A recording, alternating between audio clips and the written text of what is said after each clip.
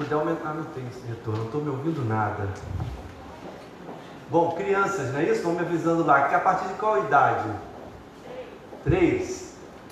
Você que tem seu filho a partir de 3 anos, você pode liberar ele para a escolinha deles, para ouvir falar sobre a palavra de Deus. Amém, queridos? Bom, é muita alegria estar aqui depois de alguns meses eu não pregando, né? Estou lá em Itaipuaçu, e aí o nosso pastor Cláudio, ele testou positivo para a Covid, ele está bem, então ele está de quarentena. Ore pelo nosso pastor. Hoje de manhã o Alessandro pregou lá em Itaipuaçu, foi uma bênção, e hoje à noite eu estou aqui, pela misericórdia de Deus e pela soberania dele. Nós vamos falar um pouco sobre ser transformados, como que nós podemos ser transformados, e transformados pelo Evangelho. Esse é o tema. Ficou escuro, mas vai ser bênção. Quero orar com vocês. Baixe sua cabeça e vamos clamar pela misericórdia do Senhor para que Ele fale conosco. Deus, te agradecemos mais uma vez estarmos aqui na Tua casa, na igreja, com o Teu povo reunido. Ó Deus, para cantar louvores ao Teu nome e agora nesse momento ouvir a Tua palavra. Que o Senhor fale aos nossos corações. Que o Senhor haja em nós de maneira que os nossos olhos contemplem a glória do Senhor e que possamos ser tão impactados pelo Teu poder que saiamos daqui com a esperança renovada, ó Deus, com a nossa vida, ó Deus, firme em Ti, e quando nós estivermos, Senhor, nesse mundo, nós sempre possamos lembrar daquilo que nos libertou e nos salvou. Obrigado por essa noite, em nome de Jesus. Amém. Lá em Itaipuaçu eu trago com o microfone sem fio, então eu estou meio enrolado aqui, já me atualizo no local. Vamos lá, 2 Coríntios 3:18, esse é o versículo chave que nós vamos ler, se você quiser abrir sua Bíblia, 2 Coríntios 3:18, se não, temos aqui no telão. Diz assim: e todos nós que com a face descoberta contemplamos a glória do Senhor, segundo a sua imagem, estamos sendo transformados com glória cada vez maior, a qual vem do Senhor, que é o Espírito. No percurso da nossa vida, eu e você, se nós olharmos, nós temos várias notícias difíceis de lidar com notícias boas. Passamos por caminhos largos também, notícias bacanas, mas muitas das vezes são momentos difíceis, estreitos, com muitos espinhos. Nós precisamos considerar que Deus, através do seu Espírito Santo, Ele vai nos oferecer alguns instrumentos para que possamos então crescer, para que possamos então ser transformados. Diante então das circunstâncias da vida que nos envolve, para sermos então transformados, não temos dúvidas que quem é cristão, ou aquele que está começando o seu caminhar, é chamado então para utilizar as disciplinas espirituais. Disciplinas essas que vão nos orientar ao nosso crescimento e à nossa transformação. Ou pelo menos nós deveríamos usá-las. As disciplinas, elas são maneiras comuns e diárias que Deus nos deixou para experimentarmos os benefícios de viver com Cristo. Ou seja, é a forma então de nós desfrutarmos de um relacionamento pleno com o Senhor e desenvolver a nossa espiritualidade e sermos então transformados. Então, essas disciplinas, nós precisamos ler a palavra de Deus. O cristão precisa voltar a ler a palavra de Deus. Nós precisamos de memorizar alguns textos bíblicos, porque com esses textos, quando estivermos passando pela nossa vida, o Espírito Santo vai usar esses textos para trazer a nossa memória, para que possamos então seguir. Participar então de grupos pequenos, de estudos. Também precisamos da oração. Toda quarta-feira essa igreja está orando. E da comunhão com os outros irmãos que nós estamos fazendo aqui agora. Essas disciplinas então, elas irão nos ajudar a que possamos então desenvolver viver então a nossa vida com Deus e sermos transformados. Também é necessário então destacar que essas disciplinas por si só não podem gerar vida em nós. Não podem. A espiritualidade ela nunca será por causa que nós então realizamos essas disciplinas. Embora sejam auxílios importantes que devemos então buscar, mas o cristão, ele nunca poderá então dizer: eu estou sendo justificado porque eu cumpro algumas disciplinas espirituais. O fato de praticá-las não nos torna mais dignos e nem merecedores das bênçãos do Senhor. Não devemos também praticar os meios da graça como se fosse uma obrigação ou uma penitência. Por exemplo, estar aqui nesse lugar nunca deverá ser feito por obrigação. Eu vou lá porque eu tenho que cumprir alguma coisa, estar juntos com os meus irmãos. Não, deve ser uma alegria para nós estarmos aqui nesse lugar, porque é aqui que Deus derrama, é aqui que Deus então vai nos enxugar as lágrimas, é aqui que nós vamos estar juntos, uns com os outros. Então, faça isso com alegria e não como uma penitência. Como filhos de Deus, precisamos ter prazer em sua presença e desenvolver a nossa santidade, que é diária, buscando então um relacionamento íntimo e uma vida pura, uma vida de adoração ao Pai. Essas práticas então diárias só serão benéficas para a minha vida e para a sua vida, irmão, se nós entendermos um instrumento muito mais essencial e importante para cada um de nós. Esse instrumento é poderoso. Hoje eu quero falar então desse instrumento que é o Evangelho, transformados pelo Evangelho. Mas na transformação da nossa vida, onde então entra o Evangelho, Luiz? Para muitos de nós o Evangelho, Luiz, só serve para quando nós encontramos Cristo, ou então quando nós vamos evangelizar. Não, irmãos, o Evangelho é para toda a nossa vida. Vamos examinar o texto que nós escolhemos para essa noite, na 2 Coríntios 3,18. Eu vou ler de novo. Todos nós, com a face descoberta, contemplamos a glória do Senhor. Paulo então vai traçar um caminho que vai desde contemplar a glória do Senhor até a nossa transformação. Que glória é essa que Paulo então está se referindo? A glória, contemplar a glória do Senhor. Como podemos ser transformados somente então contemplando a glória do Senhor? Pensa comigo, não é isso que Paulo está dizendo? Para nós contemplarmos a glória do Senhor. Antes, temos que ter em mente, ou pelo menos lembrar, os atributos de Deus, as suas qualidades. O nosso Deus, ele é infinito, ele é eterno, ele é onipresente, onipotente, ele é soberano. O nosso Deus, ele é bondoso, o nosso Deus é grande.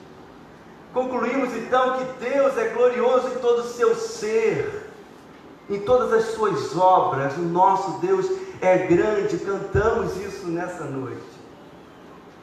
Para entendermos melhor que glória é essa que Paulo está chamando para que nós possamos contemplar, eu quero ler com vocês 2 Coríntios 3, do 7 a 11. Esse texto vai estar aqui no telão. É quando Moisés recebe os 10 mandamentos. Lê, acompanhe comigo o versículo 7, diz assim: o ministério que trouxe a morte foi gravado com letras em pedras, mas esse ministério veio com tal glória que os israelitas não podiam fixar os olhos na face de Moisés por causa do resplendor do seu rosto, ainda que desvanecente. Não será o ministério do Espírito ainda mais glorioso? Se era glorioso o ministério que trouxe condenação, quanto mais glorioso será o ministério que produz justiça. Pois o que outrora foi glorioso, agora não tem glória, em comparação com a glória insuperável. E se o que estava se desvanecendo se manifestou com glória, quanto maior será a glória do que permanece.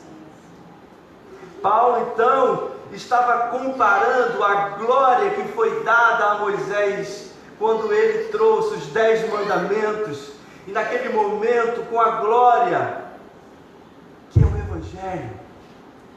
No capítulo 4 de Coríntios, Paulo fala dessa boa nova. O que significa exatamente essa palavra Evangelho, é a boa nova. Ele vai dizer no versículo 4: o Deus desta era cegou o entendimento dos crentes para que não vejam o quê? A luz do Evangelho da glória de Cristo, que é a imagem de Deus. A glória muito mais excelente. Paulo estava falando da glória de Deus em sua justiça, revelada no Evangelho. Devemos então contemplar a glória de Cristo, que nos revela a sua justiça, a sua graça a nós. O Evangelho vai mostrar a morte do nosso Salvador, a morte de Cristo, mas revelando a justiça de Deus que cumpriu em satisfazê-lo. Mas também revela a graça de Deus, no sentido mais amplo da nossa salvação, para aqueles que mereciam sua ira. Eu e você merecíamos a ira de Deus, a condenação eterna. Nós merecíamos o inferno. Porém, Deus, na sua soberania, impeliu Paulo a escrever para que hoje nós possamos então contemplar a grandeza do Senhor, revelada na sua graça, e quais são os efeitos do Evangelho para nós. Efésios, o autor de Efésios, no capítulo 2, versículo 6, 7, ele disse o seguinte: Deus nos ressuscitou com Cristo e com Ele nos fez assentar nos lugares celestiais em Cristo Jesus, para mostrar nas eras que hão de vir a incomparável riqueza de sua graça, demonstrada em sua bondade para conosco em Cristo Jesus. Irmãos, coloque no seu coração, revele na sua mente, traga à sua memória: estávamos mortos, não tínhamos sequer uma esperança. Hoje nós temos a salvação. Você que está aqui nessa noite, ainda não teve encontro com o seu Salvador, corra para a sua cruz, prostre-se diante dele, porque a única esperança para o homem e para a mulher é Cristo Jesus, revelado no seu Evangelho, revelado na sua morte, no seu sangue derramado a cada um de nós.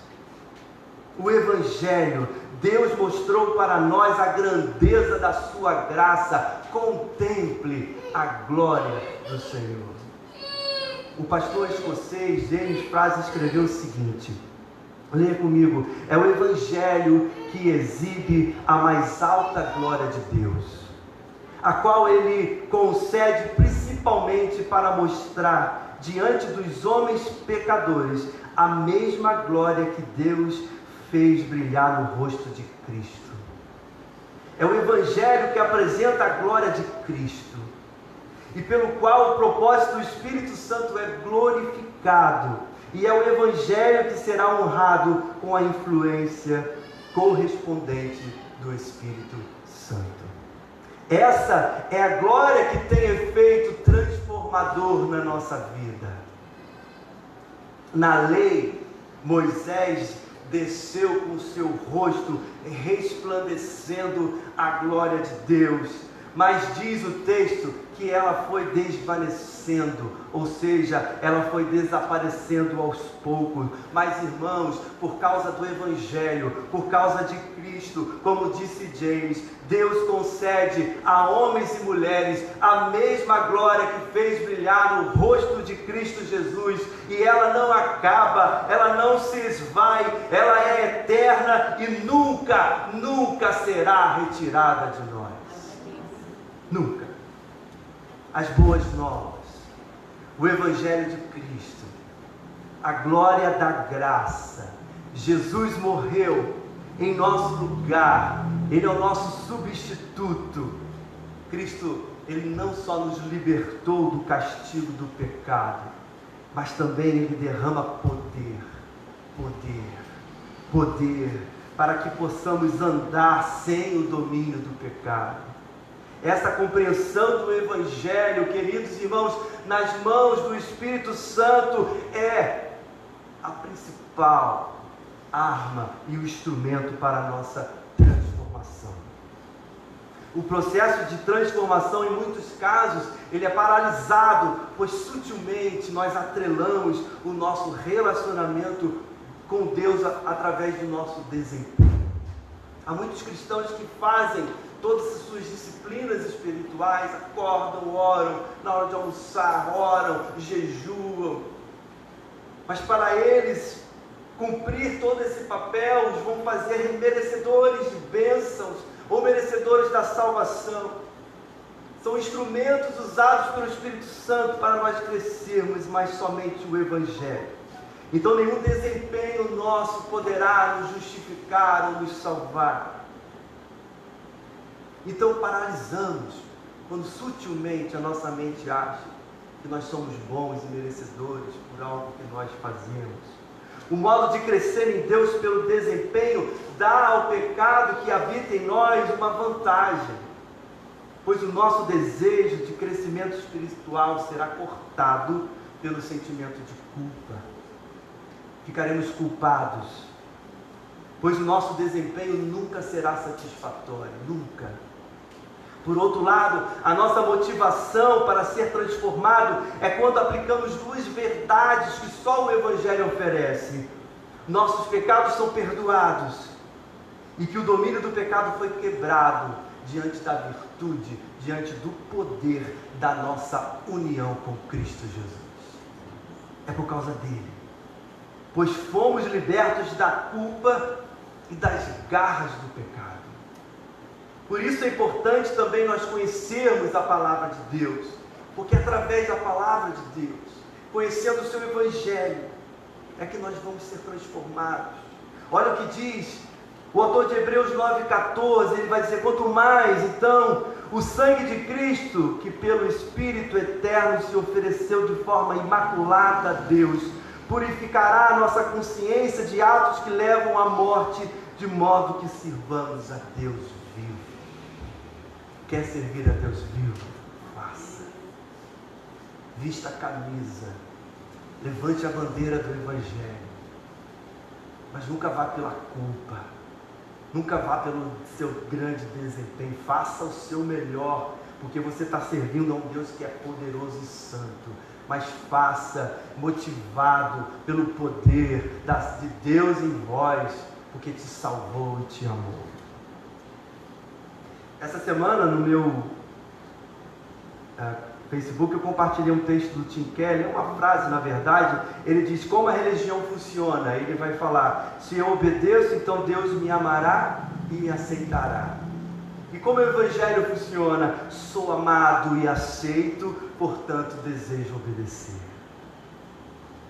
Não viva pela religião, porque é pesado, traz culpa. Mas o Evangelho nos liberta, porque nós fomos amados.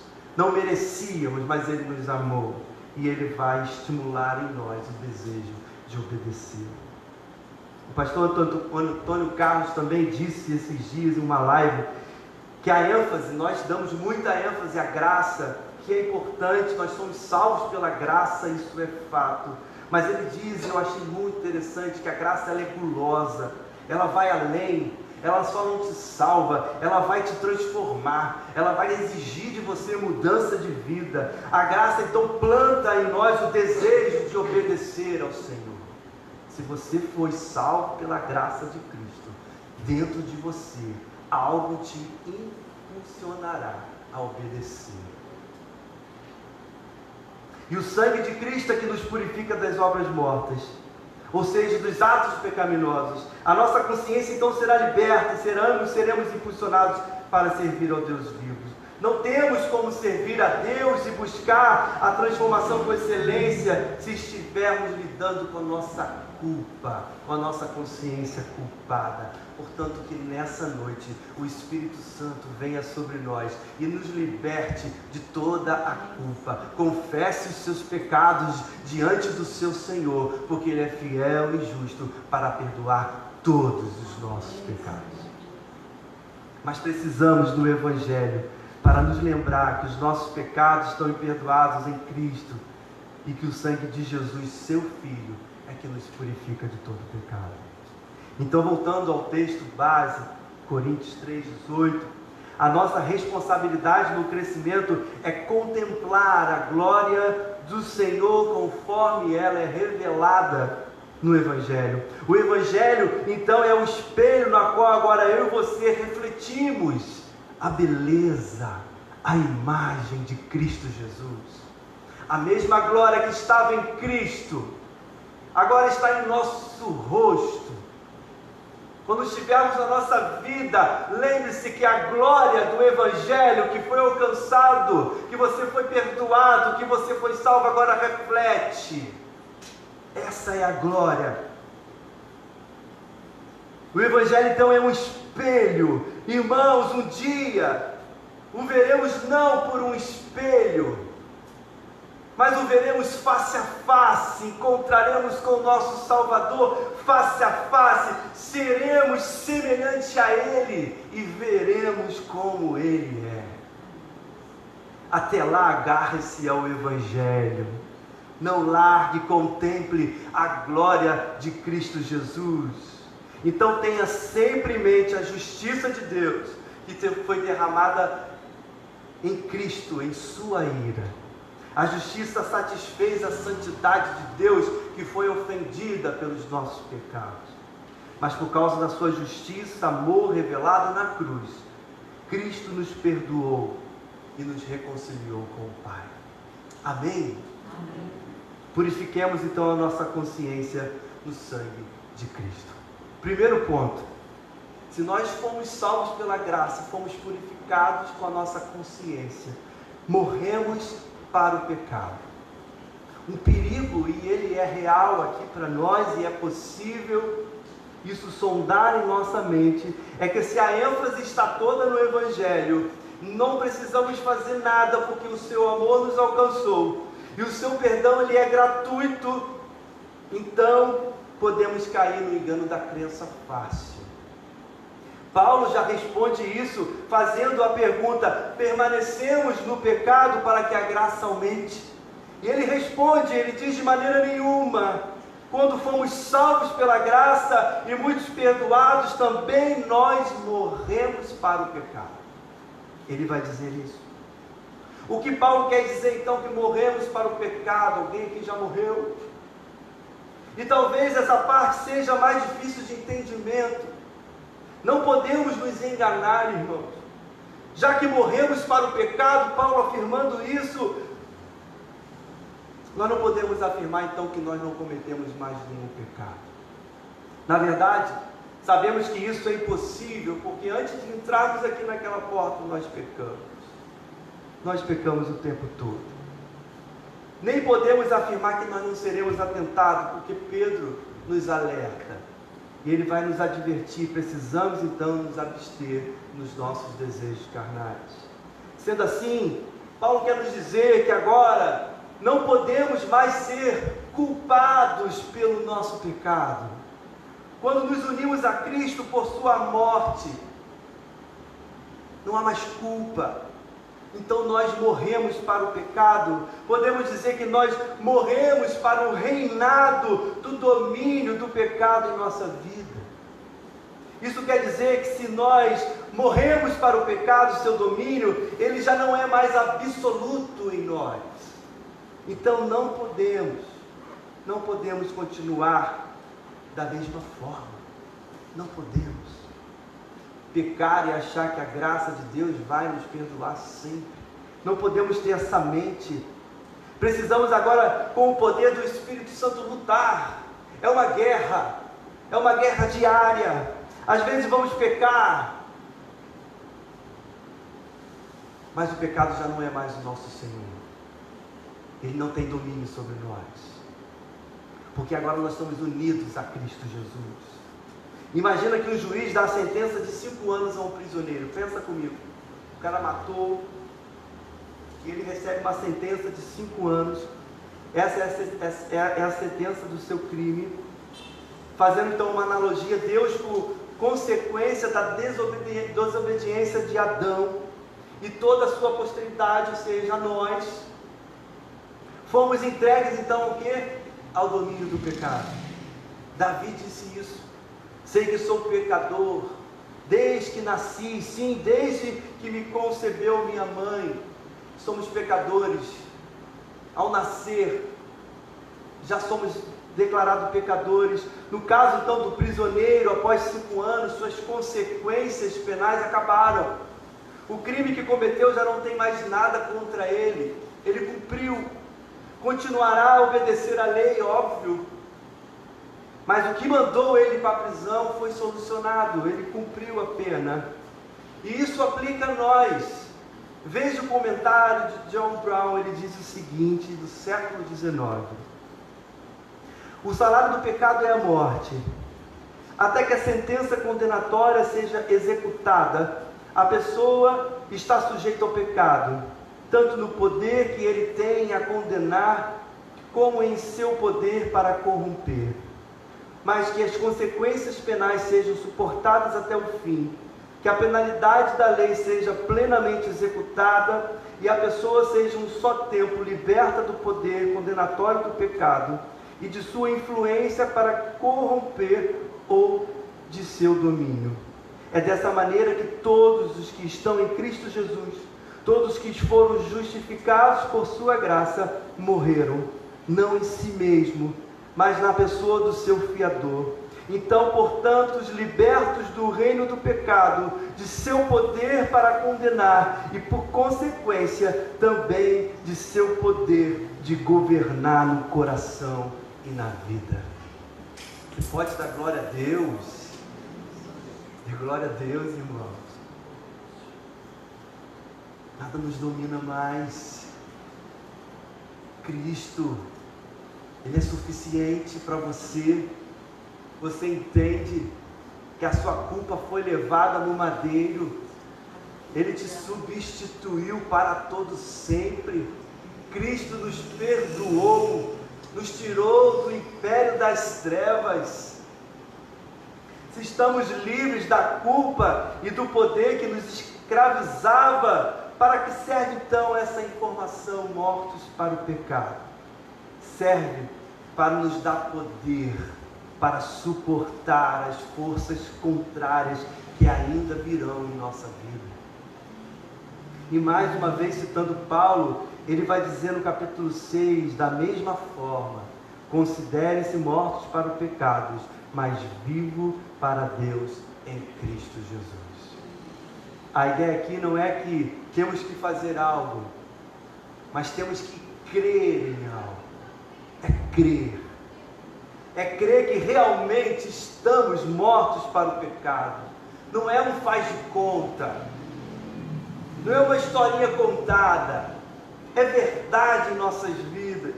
Lembre-se que somos culpados, porém Deus não mais nos considera-nos culpados, porque a culpa do seu pecado já foi suportada em Cristo Jesus.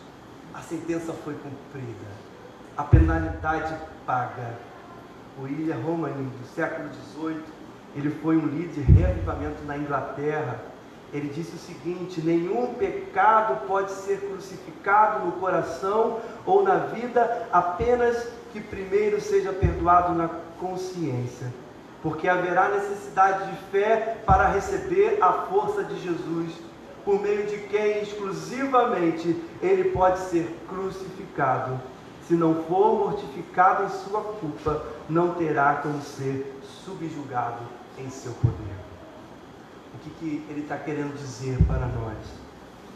Se você não acredita que você está livre da culpa do pecado, que você foi morto então para o pecado, consequentemente você não pode confiar em Cristo Jesus. É isso. Para ter força a fim então de subjugar o poder do pecado em sua vida, você não pode confiar em Cristo. Se você acha que você tem ainda o poder de mudar alguma coisa, se você não esvaziar sua mente de culpa. Para você vencer a culpa, para nós vencermos a culpa, nós precisamos ter o entendimento dessa união de Cristo Jesus em nossa mente. Para isso precisamos meditar e orar até que o Espírito Santo nos convença. Se há alguma dúvida no seu coração ainda sobre isso, ore ao Senhor, clame pelo Espírito Santo, porque só Ele pode nos convencer. Segundo, poder de Cristo.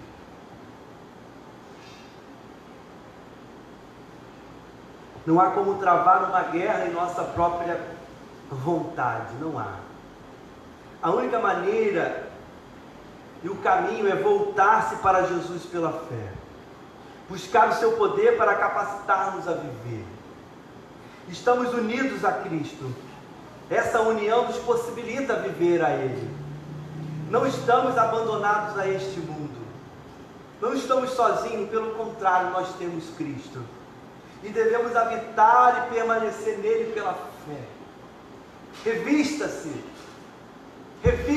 das características, do caráter do seu Salvador. Que diz lá em Gálatas, mas o fruto do Espírito é amor, alegria, paz, paciência, amabilidade, bondade, fidelidade, mansidão e domínio próprio. Contra essas coisas não há lei. Revista-se do caráter de Cristo. Irmãos, Deus nos chamou para servir a Ele com eficácia. Com eficácia. Faça tudo o que o seu Mestre, o que o seu Cristo mandou fazer. Terceiro, para fechar, a nossa santificação, ela é contínua. Porque senão sairemos daqui achando assim, mas eu não consigo. Tem coisas na minha vida ainda que eu não consigo parar. Todo dia eu peco. E aí? Eu estou morto pelo pecado? A graça me alcançou? Como funciona isso? Santificação contínua. Negar a nós mesmos e permanecer e revestir então do caráter semelhante de Cristo, isso se chama santificação. Santificação. Então eu não posso deixar de dizer que a nossa transformação é uma santificação contínua. Apesar de o pecado como princípio ativo ainda estar em nosso coração, ele não mais reina, ele não é mais soberano em nossa vida. Estamos então unidos a Cristo Jesus e creiamos que o seu Espírito Santo reside em nós. Quantos tem o Espírito Santo habitando em você, te capacitando, trazendo poder? Ore por isso. Ore por isso. Fomos libertos do poder de Satanás e recebemos um novo coração, irmãos. Fomos libertos desse mundo. Em Gálatas 5,17, Paulo mostra uma tensão. Ele vai dizer, porque a carne luta contra o Espírito e o Espírito contra a carne. Eles se opõem um ao outro, de modo que não conseguis fazer o que queres. George Milton descreveu essa tensão. Eu quero trazer aqui para vocês, para a gente pensar um pouco. Ele diz assim: existe um conflito interno entre carne e espírito, entre velha e nova natureza. E o estranho é que nesse conflito o poder e as faculdades do cristão parecem ser ocupadas ora por um, ora por outro. O mesmo intelecto, vontades e afetos são colocados sob influências diferentes, como dois exércitos em conflito que ocupam o território e a seu turno são expulsos da terra. É como se estivesse numa luta de cabo de guerra. Quem já brincou em infância, sei lá, puxa para cá, puxa para lá, um puxa mais forte, aí vem o outro, ajuda para cá. Mesmo que a corda se mova de um lado para o outro, uma hora ela vai para o lado certo e há o vencedor. Até que saiamos vitoriosos do cabo de guerra contra o pecado. Pense nisso, no final da nossa vida. Mesmo que o Espírito Santo, Ele que reside em nós, Ele habita em nós, e Ele é maior do que a nossa carne, mas muitas vezes a nossa carne, ela fica o pé no chão, ela é teimosa, e cada passo do nosso caminho, às vezes nós somos puxados para o lado errado, e às vezes é um conflito difícil de lidar. E o que nos fará vencer, irmãos? O que nos fará vencer nessa guerra que parece ser sem fim? Somente o Evangelho. O Evangelho não é apenas para nós evangelizarmos. Cristo te amou, Cristo te perdoou, não. O Evangelho também, ele serve para todos os dias da nossa vida. Aplique o Evangelho na sua vida. Pecou, levante-se, aplique o Evangelho na sua vida. Siga a sua vida com o Senhor. Santificação contínua. Muitos de vocês sabem que esse ano, aliás, esse ano está sendo difícil, apesar que a graça de Deus é tão grande, que quem me conhece fala assim, você não está passando por isso tudo. A esposa do meu pai morre às 9 horas da noite, meu pai morre às 2 horas da tarde do dia seguinte, de Covid, uma dor terrível vem ao nosso coração. Essa semana minha esposa perde um tio de câncer, eu perdi 2 tios de câncer, tudo esse ano. Esse ano tem sido terrível, e foi exatamente ter esta certeza, então, que o corpo do meu pai foi cuidado por Deus, o santificando, livrando ele da culpa do pecado. E quando Deus então termina a obra na vida dele, ele leva. Nós que estamos em Cristo, nós podemos então ter a toda certeza, e nós podemos declarar, irmãos, declare: nenhuma condenação há para aqueles que estão em Cristo Jesus. Nenhuma condenação. E nós que estamos aqui ainda vivos, nós que estamos ainda passando por essa santificação, nós que iremos acordar amanhã e os nossos desejos mais pecaminosos virão à nossa mente e ao nosso coração. Levante-se, clame, guerreie, lute, espere por essa santificação contínua terminar. Nunca deixe Cristo de lado, porque Ele jamais nos deixa de lado. Ele conhece todo o nosso ser. A palavra de Deus diz que antes de uma palavra sair da nossa boca, Ele já conhece. Ele conhece o que você está pensando agora. Então espere a santificação terminar.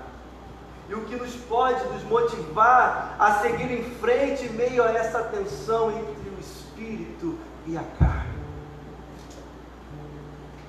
Pois o amor de Cristo nos constrange, porque estamos convencidos de que um morreu por todos, logo todos morreram. Paulo está dizendo: o que nos motiva é o amor de Cristo. O que nos impulsiona é o amor de Cristo. O que nos traz esperança é o amor de Cristo. O que nos perdoa quando nós pecamos é o amor de Cristo. Então, aonde nós aprendemos sobre esse amor? Onde iremos ter a certeza de que Jesus diz: eu te amo, meu filho amado, tu és precioso demais? Aonde nós iremos entender que somos sacerdotes santos, povo eleito do Senhor? Aonde nós iremos encontrar essa certeza, irmãos? Onde nós vamos ter a certeza, onde Deus diz: não temas, estou contigo? Aonde? Aonde nós temos a certeza que diz: a minha graça te basta, porque o meu poder se aperfeiçoa na fraqueza. Aonde vamos encontrar a certeza que o choro dura uma noite, mas a alegria ela vem pela manhã? Aonde nós vamos encontrar essa esperança? É no Evangelho. Lembre-se, no Evangelho que você recebeu no dia da sua salvação. E mesmo que tudo esteja difícil para você, mesmo que não consiga entender o momento que você está passando, diga em voz alta: para onde eu irei, se só tu tens a palavra de vida eterna? Enche o seu coração da esperança que só o Evangelho pode nos dar. Mantenha os seus olhos fixos no Evangelho. Siga a sua fé, siga a sua vida naquilo que é revelado em nós, em Cristo Jesus, o nosso Senhor. Se achegue a Ele. Se achegue a Ele. Está cheio de culpa nessa noite? Se achegue a Ele. Abaixe sua cabeça, vamos orar. Fale para o Senhor. Mesmo que você ainda não compreenda tão grande amor que Ele tem por você, peça ao Espírito Santo: me convença, me convença. Derrama poder sobre nós, Senhor. Derrama poder de Cristo em nós, Senhor. Que o Teu Espírito Santo, nesse momento, use o Evangelho para que possamos olhar e contemplar a glória do nosso Salvador. Ah, Jesus, obrigado pelo Teu grande amor que não cessa. Obrigado pelo sangue do Cordeiro que foi suficiente para nos perdoar de todos os pecados. Livra-nos da nossa culpa, pela nossa dedicação falha. Livra-nos porque nós muitas vezes levantamos e vamos fazer tal coisa e não realizamos. Pecamos contra o Senhor. Ó Deus, diz que o nosso pecado feriu a Tua santidade. A Tua ira caiu sobre o nosso Salvador, sobre Cristo Jesus. Ele levou sobre si toda a nossa maldição, pecados. E diz que em Cristo nós fomos libertos. Como nós estudamos, nós fomos mortos para o pecado. Agora nós vivemos para Deus, vivemos por meio de Cristo Jesus. Senhor, grave isso em nosso coração e nosso entendimento.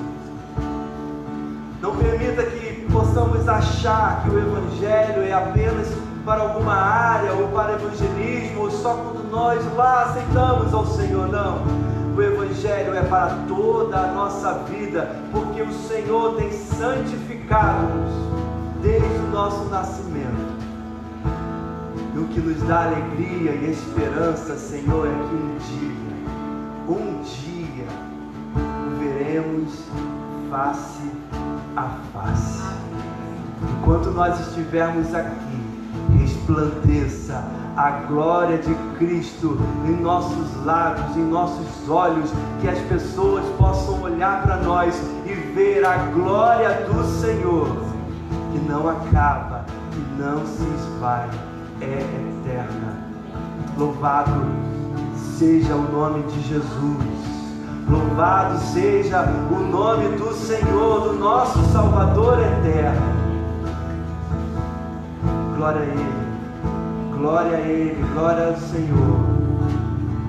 Muito obrigado por esse entendimento do Teu Evangelho, Senhor. Muito obrigado. Nesse momento nós vamos ceiar. Pegue do cálice, pegue do vinho e lembre-se do Evangelho. Ceie por causa do Evangelho. Confesse agora os seus pecados se for necessário. Ceie, crendo que Cristo, Ele é suficiente, irmão. Não precisamos mais de nada, nós temos tudo, nós temos Cristo, nós temos o nosso Salvador. Que Deus te abençoe.